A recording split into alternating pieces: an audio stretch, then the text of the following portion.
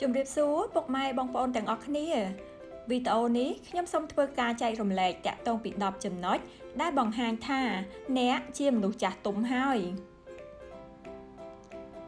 10ចំណុចនេះគឺបង្ហាញថាអ្នកគឺជាមនុស្សចាស់ទុំហើយទី1គឺបង្ហាញថាអ្នកចូលចិត្តនៅផ្ទះជាជាងការដើរលេងទៅខាងក្រៅ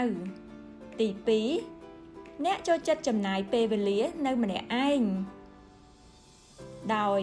មិនសូវចូលចិត្តទៅណាជាមួយអ្នកដទៃទី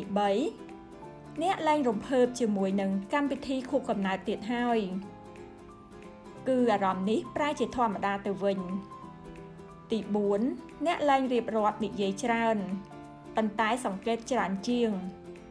ការនិយាយស្ដីលែងមានហើយទី5អ្វីៗលែងធ្វើឲ្យអ្នករំភើបដូចមុន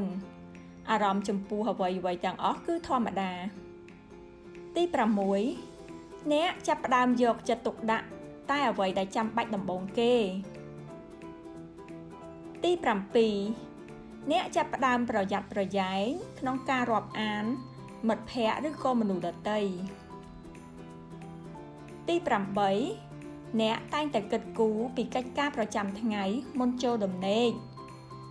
គឺបន្ទាប់ពីធ្វើការរួចទើបចូលគេងទី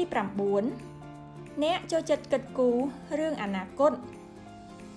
ជាជាងគិតរឿងអតីតកាលដែលបានហួសកន្លងទី10អ្នកមិនសូវចូលចិត្តឆ្លោះទាស់តែងជាមួយអ្នកណាទេគឺអ្នកចង់បានតែភាពស្ងប់ស្ងាត់សូមអរគុណជម្រាបលា